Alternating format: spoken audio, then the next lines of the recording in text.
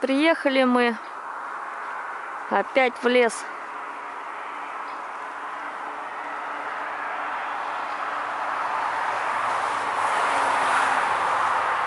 Сейчас будем искать место под постройку шалаша.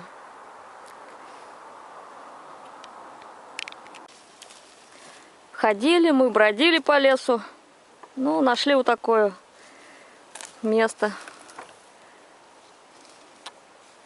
Вокруг лес. Здесь берез много поваленных, так что дров много. Сейчас будем искать жердины для нашего шалаша и обустраивать. Жить мы будем под сосной.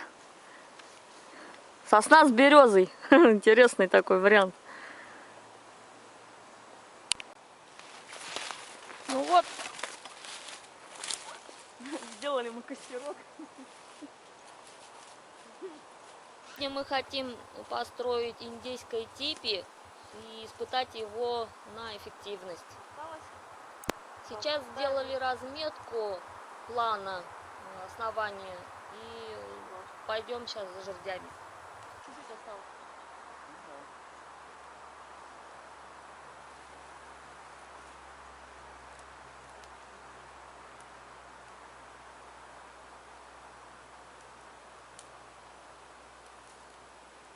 Покушать уже охоту маленько, ну.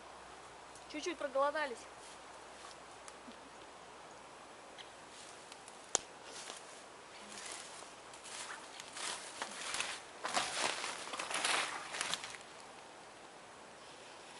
Блин. Чё?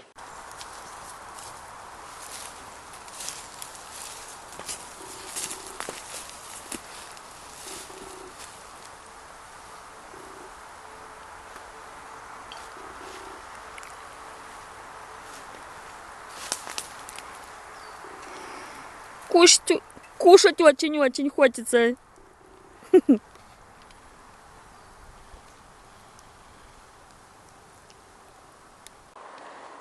Ну вот, поставили мы основание, 4/5 жердину закинули.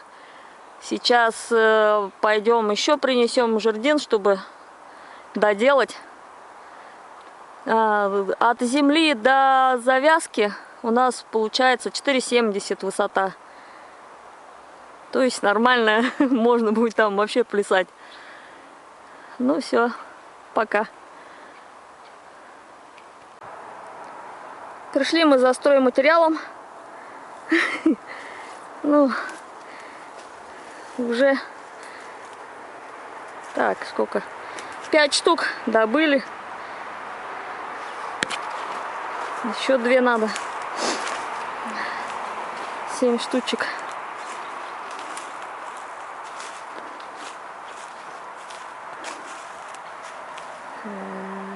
3, 4, 5.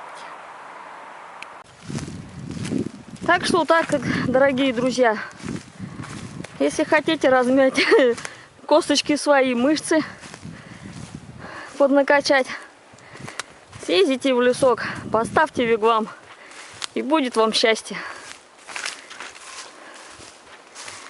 Самое сложное, конечно, в этом процессе, это не постройка, а принести все эти жерди на место, потому что тут могут быть непроходимые какие-то места.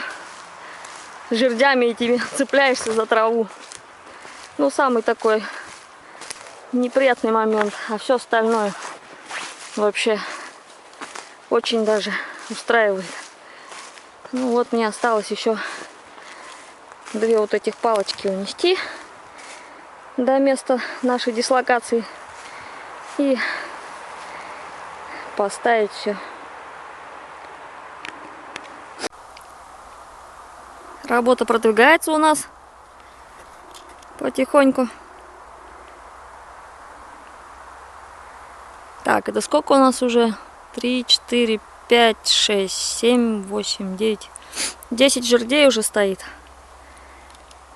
5-этажная наша вигвама.